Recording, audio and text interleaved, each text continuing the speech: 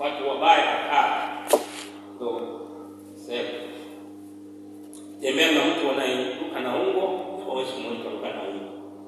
Uongo kweli? Ukitembea na mtu mtawi na siku moja na wewe unafundisha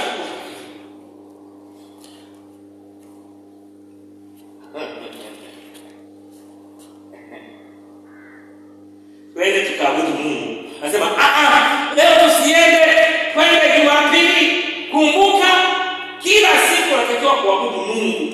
Mimi wana wapenda Waislamu na wapenda kwa jambo moja. Wao ni kila siku. Kwa siku mara ngapi? Mara 5 au nikazana Yesu kushoto. Kwa siku mara ngapi? Mara 5. Awe mzuri, awe mbaya. Akifika kule ni Allah, anamwabudu Allah. Mungu wake. Sio binadamu. Amepotea hajapotea, anamwabudu Mungu. Nimefanya biashara sana mimi kali yako. Na kadamuti. Mnazi mmoja. Ukifika sasa hata hapo unaweza kupigana. Ukifika sasa hivi kwenye duka fulani, utakuta nimefungwa ameenda kuabudu Mungu. Hili la mrokole naanzia saa 1 asubuhi mpaka usiku wa saa 8. Halafu kitu kingine ambacho nimegundua baada ya kutoka kufikia Dar es Salaam, nimegundua mambo mawili. Jambo la kwanza nimegundua baa zote za Ukristo. Hamna baa ya Muislamu hata moja. Uongo kweli? Kali kweli. Na baa ni ya Muislamu. Sio Muislamu. Kwa hiyo tunaandika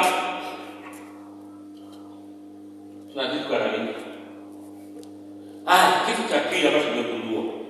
Niseme unyamaza. Nimegundua magari yote yanayobeba watu katika jiji la Dar es Salaam hata kwa magari yote kama magari yote ni 100%, basi 90% ni ya Waislamu. Wako vizuri.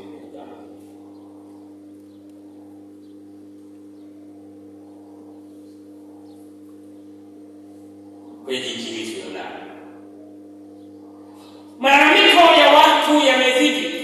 Sisi tukifungua duka tunaweka kila mtu aangalie duka akuangalie duka, lakini wengine wakifungua duka hawezi kutoka nafunga. Wao kweli? Mimi ninajua kanuni za biashara. Kanuni za biashara ni kwamba biashara mtu ambaye sio mkeo usimwachie au mwanao.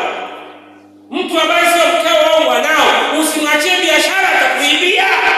Hata walalamika, mbona nilikuwa na hivi, nilikuwa na hivi, nilikuwa na vile, nilikuwa na vile. Ukudhibiti. Miaka yote ambayo nimefanya biashara zaidi ya 20, sikuwahi kusema leo biashara mbaya.